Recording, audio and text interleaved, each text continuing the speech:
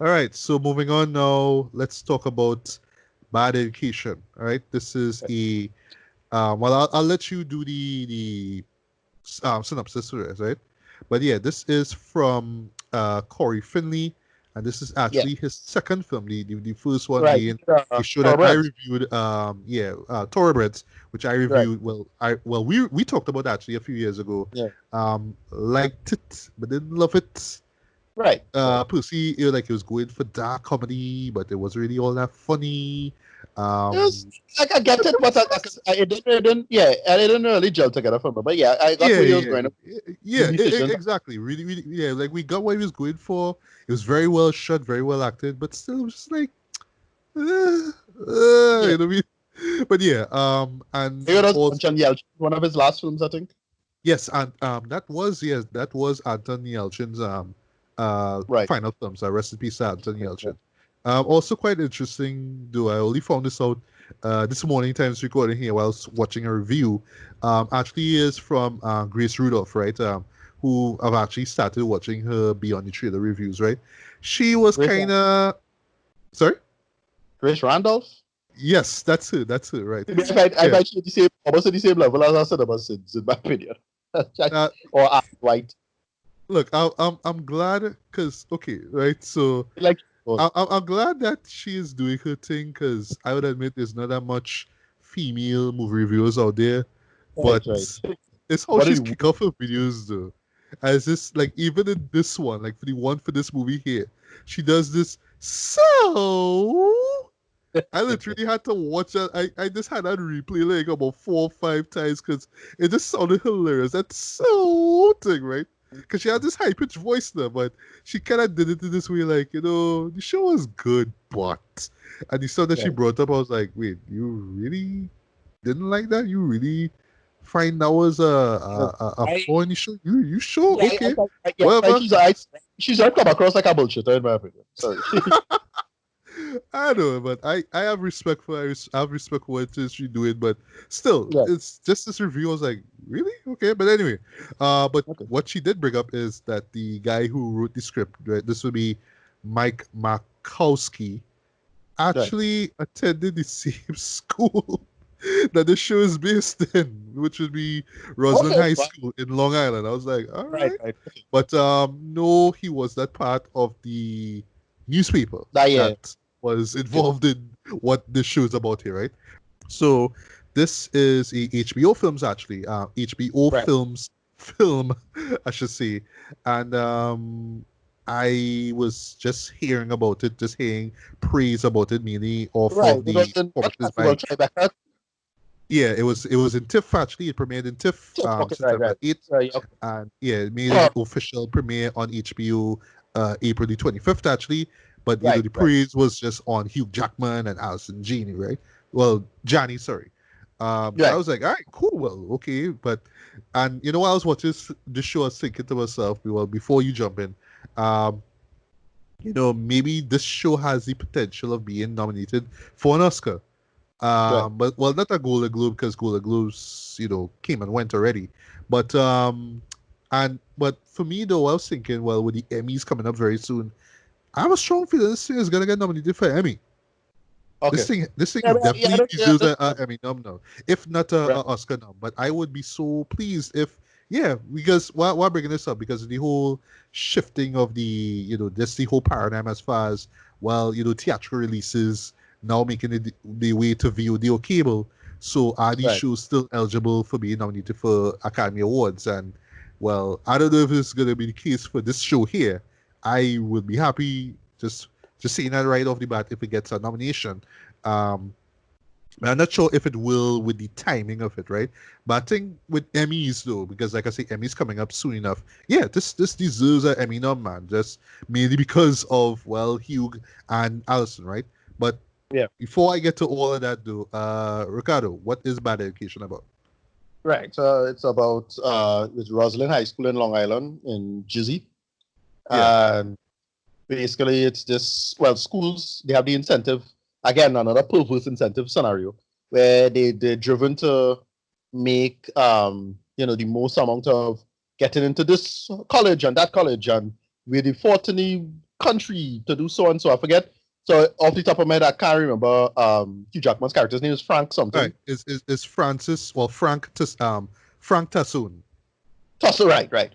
And so he was a, I think it was a, what, I forget what type of teacher he was. He was well, sorry, he English, he was an English teacher actually. right. And now he's the big superintendent. Sorry, he's the big superintendent of the place. So right there is the root of the problem, because one of the big things of the failures of education, especially in the American system, is administration, right? Right. And one of the problems is that you have a bunch of people who are effectively teachers and trained to be teachers, not really trained to do admin work and business things. So when it's time for them to like actually handle a lot of money, it's kind of fucked that up. And then the sad part is that you get people who specialize into doing administration, they really give a shit about the concerns of like teachers and what teachers want and these kind of things. So these are kind of damned if you do, damned if you don't in most situations. Right. Just to cut you there for a bit, right? So I'm reading this up on Wikipedia. So Mike, actually, the writer of this, was a middle school student actually at the time when Frank got into hot water. That was mentioned in this. Because remember she said where the pizza oven went to? Yes, right. Yes, you're right. Right. Okay, I see what you did there, Mike. I see what you did there. Anyway, go on. But that there are a little pizza shops in it. Like there's a lot of pizza in this and fast food. Right. So effectively, he is the man. He's the man with the plan to get people to school, understand children, and remembering how children work. There's one I find probably the best part of the movie that really illustrated the moral hazard and the moral failure of the whole situation, where you could tell this man not supposed to be a fucking superintendent. Where he did teach the little boy how to say accelerate. Yes, right? I love that scene though. And this is that particular, sorry to cut you, but this is that particular moment, folks, where when you see and the nomination nominated for this, and you hear Hugh Jackman, they're gonna show that scene. It's that moment. Right. So basically, what happens that for whatever reason, again, they live it in Jersey. They just Alison Jenny's character does. Well, you find out why she had to get people to go private school, and she had to get her daughter to go here, and they want to live their life here. So effectively, she was embezzling money. Yeah. And so it starts off with that. That's the story. The story starts with that. We realize that the situation is going a lot deeper than that, and other people, included with the main character, is also possibly embezzling money, and that's a big mystery. Finding out that, and then this kind of a spoiler. I don't know how to spoil this. The man has just basically having a secret life, and no one knew for years. Yeah. So you're not sure, and you're not. But some people keep saying, "Well, it's an open secret," but you don't really know. And they play that out really, really well in terms of his characterization. Yes, and the thing is, how they again, this is one of those, as I say, the perpetrators are the victims, and because they themselves you're not supposed to have this moral hazard. If they just design the system a little differently and then create these perverse incentives, you wouldn't have been in this situation in the first place. And it's all of these little small trade-offs over time. And what I like about the film does something very clever where he creates his own undoing in the beginning. I love that. Yeah. Right? When he tell the girl, don't just make it a puff piece. Love it. Love it. Yeah. Fuck up yourself with saying that. Right? Because that's exactly what led to his destruction. So I have no idea if that is actually the case. Like if that is true. Like that's possibly apocryphal for the sake of the story, maybe. But I thought it was really clever and poetic to have that, be the situation there. And yeah, he was a great. You could understand why it is he is the way he is. Is this utilitarian argument of, well, we have a good thing going, don't ruin it, don't rock the boat. There's a lot of that. There's a lot of that all over. That's the one thing, and then you have everything interconnected. You notice one of the big things that they sell is the better places the better the public schools are. So it's not just the schools and the students, but it's all of this money getting pulled in. And all of these people jump into the situation because they talk about housing prices and rates and all of this interconnectivity that when you pull one string now, the whole thing just fall apart. Yeah. Right?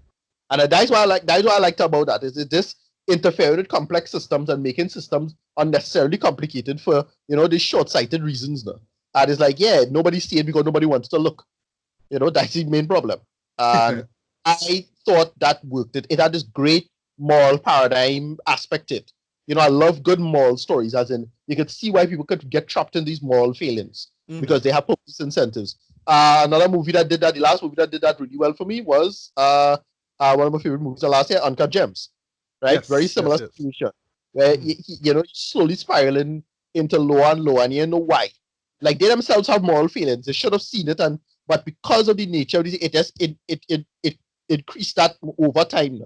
And I thought it did a good job with that. And yeah, his character works. A great character piece.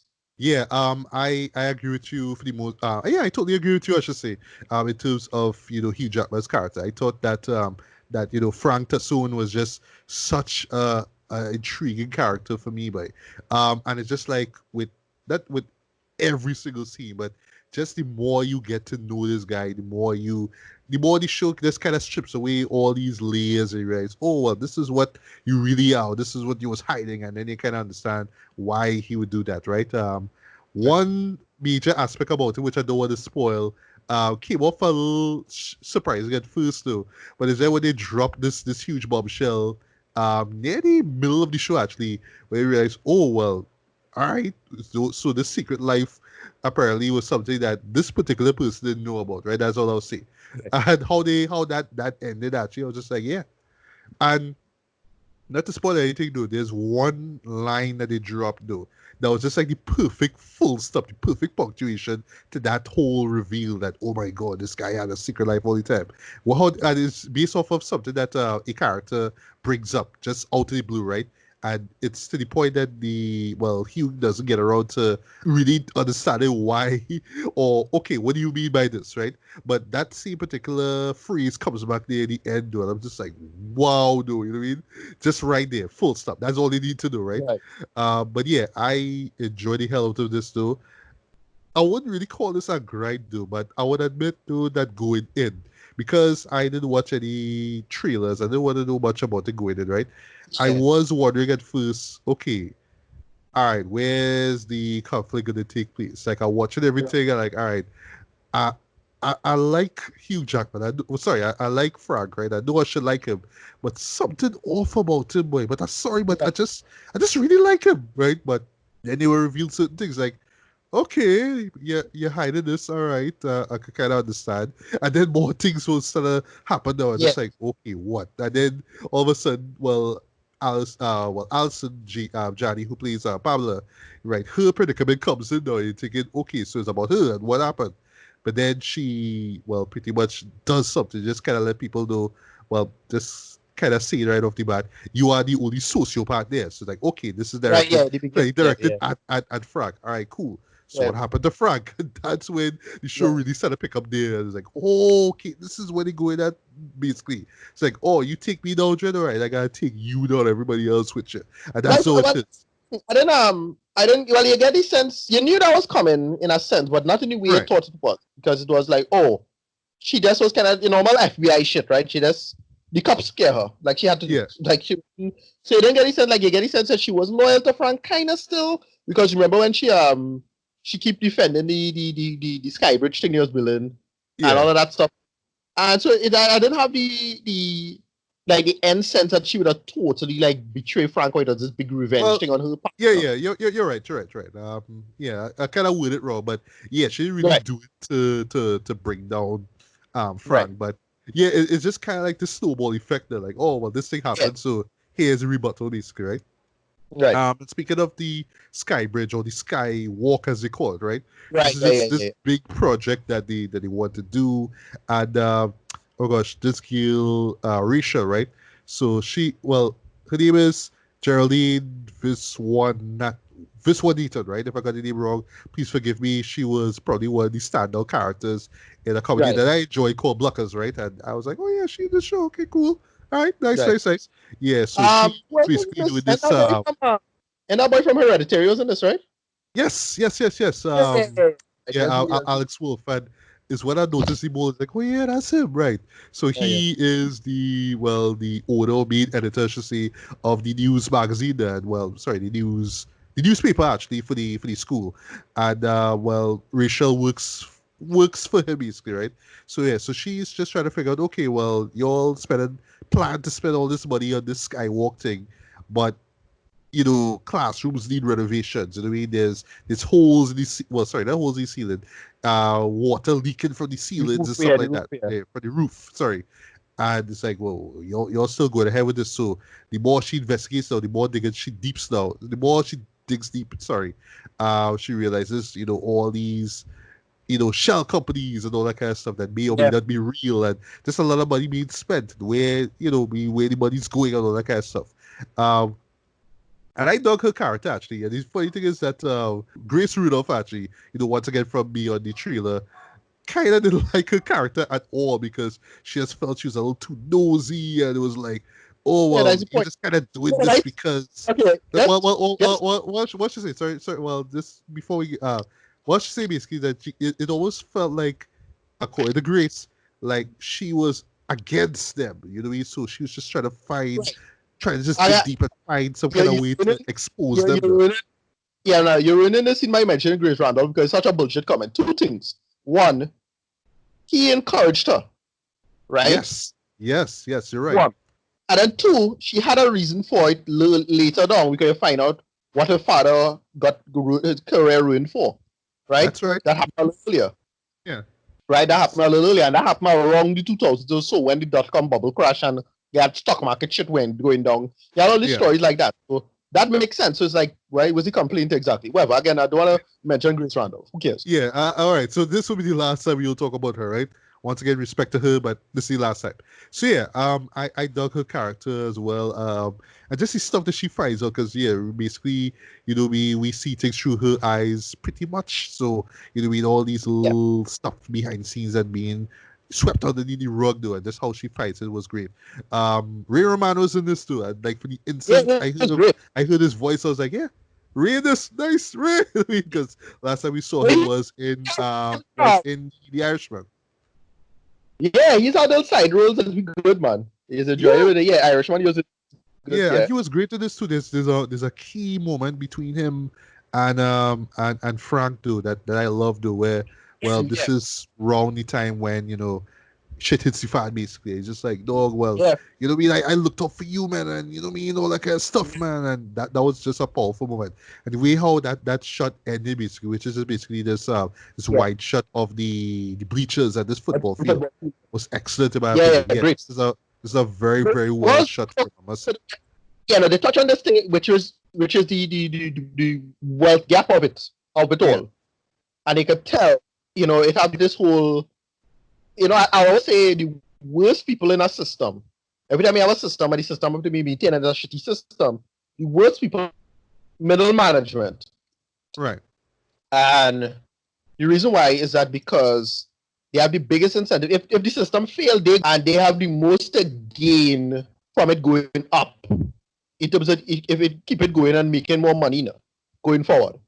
And so when shit hit the fan, they become the worst moral agents by far. And the two of them were like that. Remember, he was living on a glorified teacher salary, right? He was superintendent, but he was barely making more teacher. I remember they were talking about money in the beginning now. Him and JD now. And that interesting moral paradigm of when she got bust up, he bust she throat really close, right? And that's the sad part about that. It's not so low in the system that they ain't go care. They're not janitors or no. If shit defined, it won't affect them either. Now. And even though, with the last little little content, the little piece of information they give you at the end, I think he's still alright ultimately, but still exploits and loopholes and these kind of bullshit things. And I find that was interesting to see how he mentioned that class divider. Oh, I wanted to live as good as you, so and so, and he still make him out to look like the villain at the end, and he still get thrown bust in the end, and I thought that was interesting. And he said, tell him, I hope you find peace and blah blah blah. I was like, damn, they're real brutal. And then that last ending was pretty good. Yeah, I dug the end for this as well, actually. Which a certain somebody didn't like, but I mean, I love how it just reflected the beginning, which is just mainly like, at first glance, like, it's about the school and putting them number one, but in actuality, it's like you want to put the school number one, but you also want to be number one. That's all you'll say, right? I think it just works perfectly in terms of the character. Right, that's what I liked about it, because on the one end, you could tell he's not supposed to, he really care about other people. It's not, I don't think he was a sociopath. Like, I don't think so at all. In his case. Neither the mother, we call Anson Gini's character. I don't think she either, but it's more or less the system created moral failings, and here's why. And you will always be put in a position of a moral hazard. And over time, it is things be going good until it's not going good. And you don't know why you're doing it, the reason why you're doing it. And your car, you know, maybe you mentioned that. He said, oh, I just put this one little thing on my card, and the next thing on my card, you know, $20. Yeah, this is $20, I believe it was. Yeah. Yeah, it built up over time. And I thought that was really excellent in terms of how they did that. And they built it up and they make it work. They did. Yeah, I kind of put it in the same vein as something like a Nightcrawler. You know what I remember a little bit too? You remember that movie about 20 years ago, Election? Yes, Alexander Payne. I had that in my mind actually when I was watching this. That seemed school setting kind of thing. Yeah. It feel like that. I say all feeling because of your little pettiness, and you know it catch you over time, and you know the show going on, and eventually it's for bullshit reason you go down now, and they catch you. So by the way, great character piece to me. I give this a really high score. I give this like something like a like an 8 out of 10. I'm not giving a lot of 8s today, but yeah. I get it. Actually, no movie tones or nothing like that today, but that's fine. Keep it with the legits now. So anyway, so all right, that's true. No cinemas are open. Right. You got it. Yeah. I'm up there with you though. I give this I was thinking about it, but you know, I was thinking about giving this a light 4, but I was like, nah, boy, this gets strong 4 out of 5 for me, boy. This is certainly one of the I would say one of the most enjoyable shows I've seen for the year. And it's funny thing is, it's just off of such a not a dark topic, but something that happened, but something that you could kind of understand how it played out and why it played out the way it did, right? I like the fact that the show is smart enough not to paint Hugh Jackman or Allison Janney's characters as, you know, monsters or, you know what I mean, morally reprehensible. Sorry. Yeah. You know what I mean? They're normal people. You know what I mean? It's just that they're making money, and you can make more money, but at the same time, it's like, look, we have families, we have loved ones. I have my own little needs too, you know what I mean? So, yeah, you know what I mean? But it does not to say that what they did was right, of course. I mean, what they did was terrible, right? But there's a reasoning behind it too, right? I like how the show presents that. I thought that the supporting cast was solid. The direction was great. The music, I should touch on quickly, from Michael Abels, who did the scores for both Get Out and Us, right? So it's that great, you know, string assisted music, right? And at first I was telling us, I was wondering if it was just classical music, just bits of, you know, classic music, public domain classical music that they just use to make moments seem grander. But then I realized, no, it's actually this guy doing this score, this original score, I'll call it that, right? I thought it worked, right? I thought the way how it works in the story was great.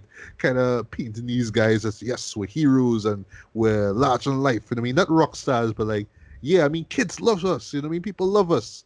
But then deep down inside, you know what I mean? Well, when shit hits the fan once again, now is the flip side now. Now people hate us.